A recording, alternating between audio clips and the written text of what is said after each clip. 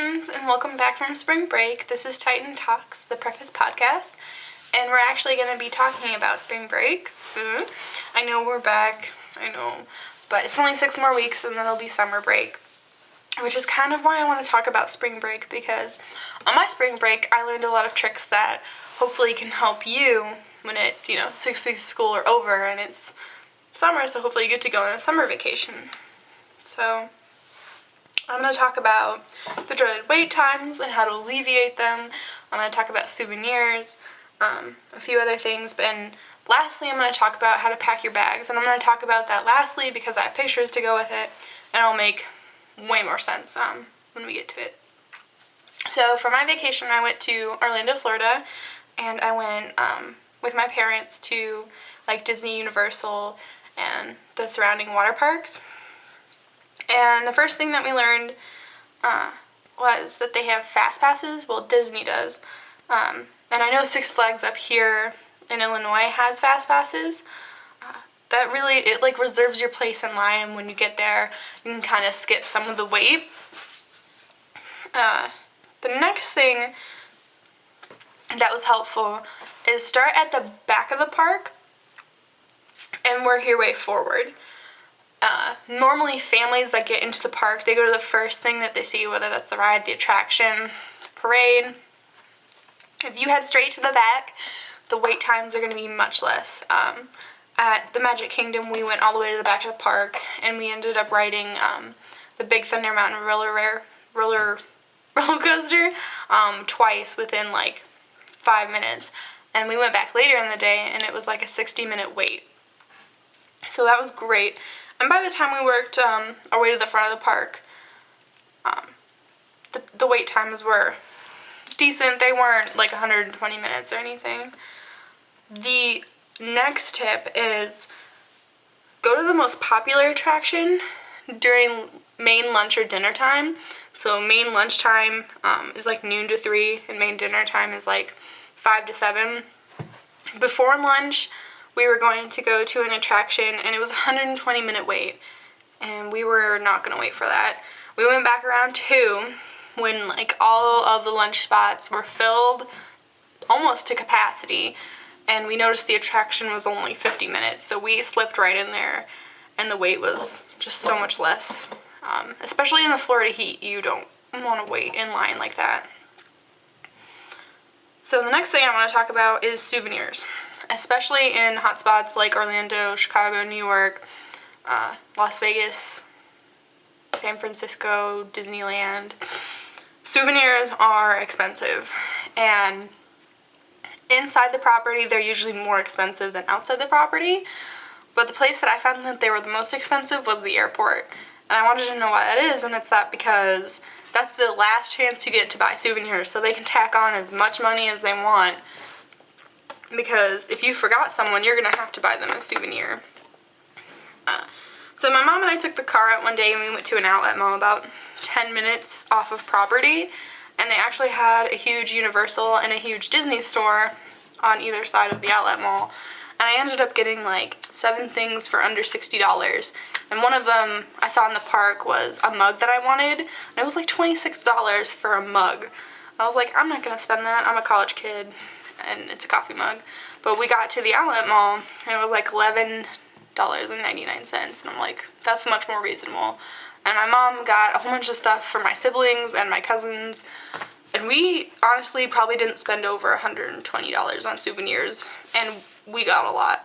T-shirts, mugs, we got the Mickey ears, and my mom got my brother a Harry Potter wand. So avoid buying in the airports if you can. Avoid buying stuff in the hotspot itself. I saw something in the parks that I didn't see in the outlet mall, so I kind of scooped it up right there because I didn't want to take the chance of not finding it again.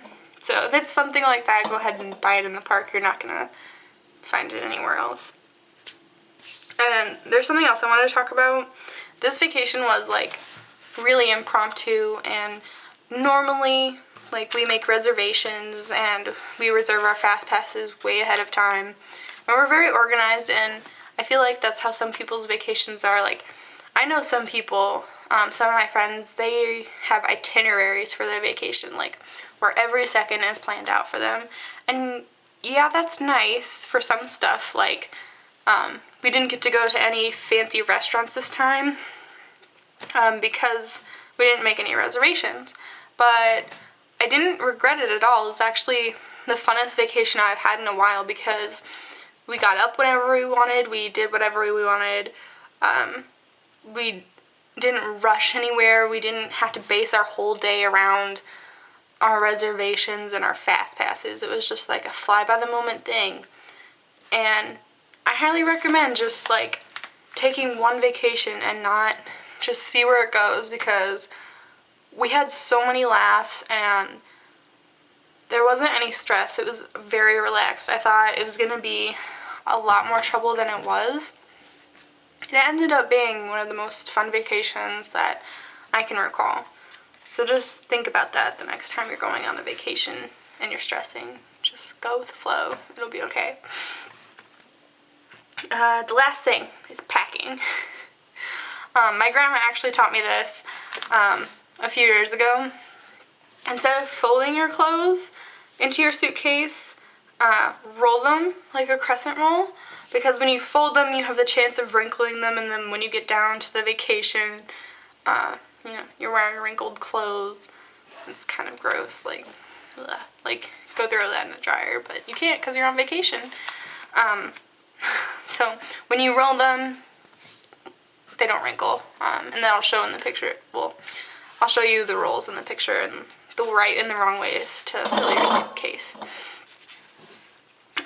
But repacking, like coming back from your vacation, I didn't roll them. I kind of threw them all in there to fit because I didn't care if they were wrinkled when I got home because I had to do laundry anyway.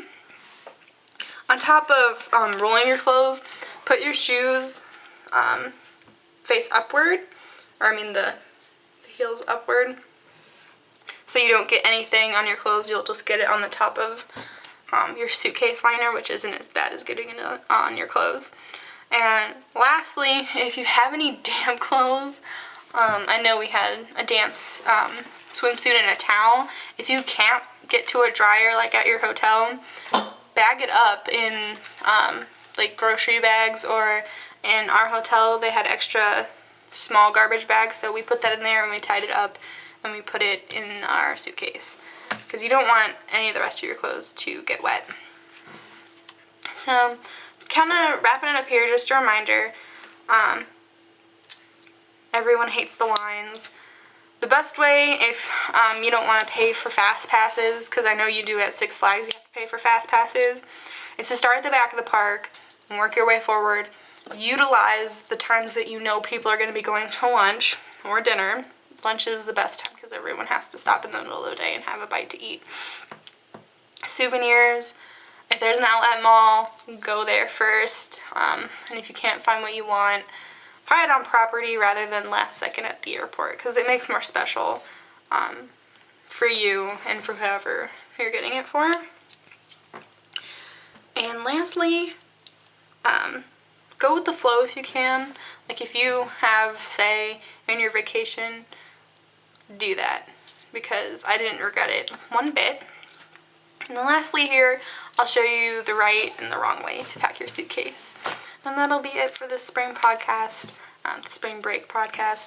And I hope some of this information is going to help you with your summer vacations. I know it's 6 weeks away, but it's great to think about, especially that we're done with spring break, and maybe you are planning a summer vacation already, because it's getting that time where we're like, school's almost over. What am I going to do for summer? So I hope this information helped you, and I'll see you next time.